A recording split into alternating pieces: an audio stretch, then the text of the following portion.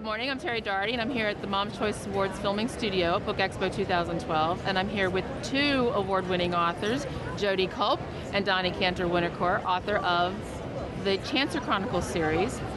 Welcome back to the studio, ladies. Thank so you. good to have you back. I'm excited to be here. You know, I can't believe it's been 2 years since you've been here, and we've had a chance to sort of catch up with Chancer and the series and what everything's going on.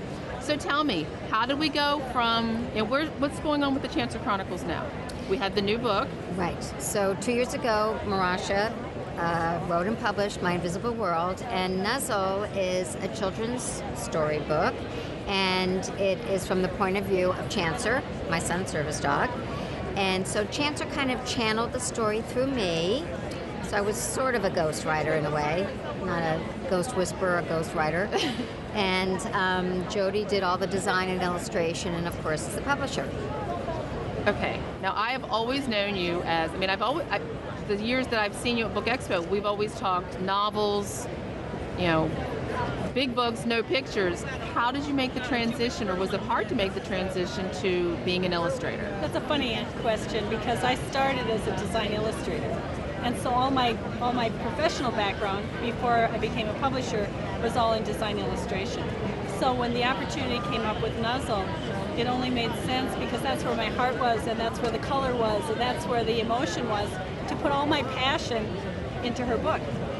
And we kind of took a little bit different spin on the illustrations in that. Now, how do you, particularly since this is a picture book, how do you take that spin and draw the passion for invisible disorders in image as opposed to words? What I chose to do was mix photographs with illustration. So the illustration is fantasy, it's not really there, and then the dog is the reality. So you've got the invisible with the disability, you've got the reality with life. And both of the two pieces tied together, and that's kind of what I looked at doing, was how do I make something invisible become visible in a gentle way? And I think the book does that. I think it promotes it gently. Now, Donnie, how, in channeling Chancer, was there that moment where his paw was on your shoulder saying now's the time, or was it something you sort of had planned all along for the series? To write the children's book, I think when Jodee and I started our collaboration a couple of years ago, we always had in mind that we wanted to reach as wide an audience as we could, but targeting the story in such a way that it would be easy to be understood by the different audiences. So as a children's picture book or storybook, it's a very elementary level, but it's also the way so many people who experience fetal alcohol spectrum disorders would understand, because even if chronologically they're 12 or 16 or 18, they still may be cognitively and developmentally at a 6 or 8-year-old level.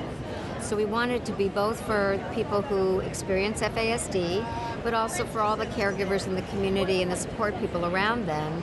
And again, what is becoming more and more clear to us is that Chancer is the advocacy vehicle. He levels the playing field. He allows us to inform and educate people about an invisible disability in a way that's completely non-threatening. And he kind of defines the space around this disorder. Well, in that fact, when you started to answer the question, you were talking about reaching the widest audience possible. Who is that audience? Is it families that are experiencing invisible disabilities? Is it educators or counselors or specialized groups? Who do you see as the magnet audience, if you will, for the stories? Well, I think it's pretty broad. I mean, we certainly want librarians, both in public libraries and educational settings, to take a look at the book, because the message is so valuable. This particular disability is 100% preventable as long as a pregnant woman doesn't consume alcohol. So in a sense, it's for everybody and anybody, because if you're not a woman, you probably know a woman who might be of childbearing age. And what we're finding is that there's different audiences that we hadn't maybe anticipated that might be interested in understanding the story. For example, pediatricians, anybody in the healthcare community, addiction centers, people in recovery or rehab. I hadn't even thought of that. Right. And the message, I think, resonates with different people depending upon where they are. But I think there's a lot of redemption in the story, not to make it religious or faith-based in any way, but it's about becoming okay with yourself and being loved and being understood and accepted no matter what. And that's what Chancer does for Ayal. Well, speaking of Chancer, we recently helped you, I'm hoping for an update on the American Humane Association Hero Dog Award. Chancer was recently nominated in the service dog category. Can you give us an update? Sure. After our story was written and published in the New York Times Magazine in February of 2012, we were approached by the American Humane Association, and they wanted to nominate Chancer. Wow. So it was their idea, which was very cool. It was very cool. So we said, of course. So Chancer's been in the top 20 since it's been out there, and the voting continues to happen, and I think through the end of June. Through the end of June, yeah. But it was an honor to be even nominated for that award, and it's nice because again, it spreads our platform for our message to talk about service dogs and really the human canine connection, and just how powerful that is. That's wonderful. Well, welcome back. I hope you guys have a great time while you're here this year.